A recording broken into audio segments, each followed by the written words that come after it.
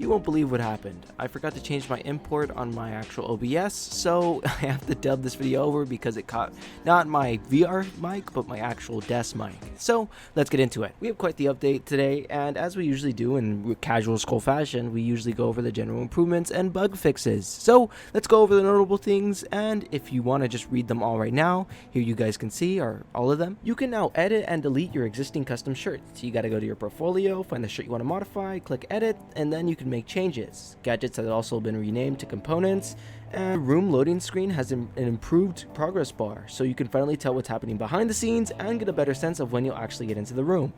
They fixed an issue where the photos inside the room details view could not be scrolled, and they fixed crashes happening with the gun handle recoil and screen shake. That pretty much wraps up all the notable things inside our entire general improvements, so let's get on to the more important stuff.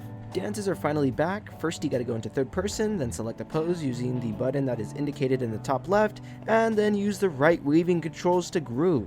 They also updated the default keyboard controls, and Q and E are used as waving and F to interact, but if you liked E to interact, you can also use a new scheme called alternate. Now on the big boy VR scrolling improvements. This is a tough one.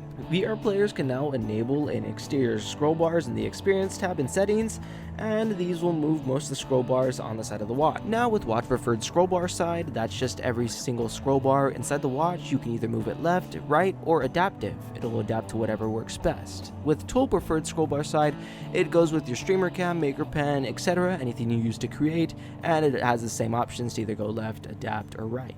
By pressing the blue button that has the hands and the arrows surrounding it, you can either switch it on either side. The arrows pointing up and down actually don't move it all the way, they just move it a little bit, so it's easier to actually control it, and the scroll bar does things you would expect a scroll bar to do.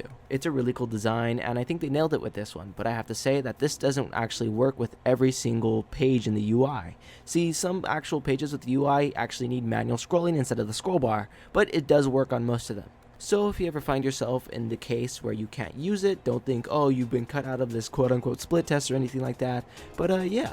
Also really good that they didn't include it in a split test. Thank you. Anyways, that pretty much wraps up our entire update, so without further ado, I'll see all you guys in the next one, and bro fists.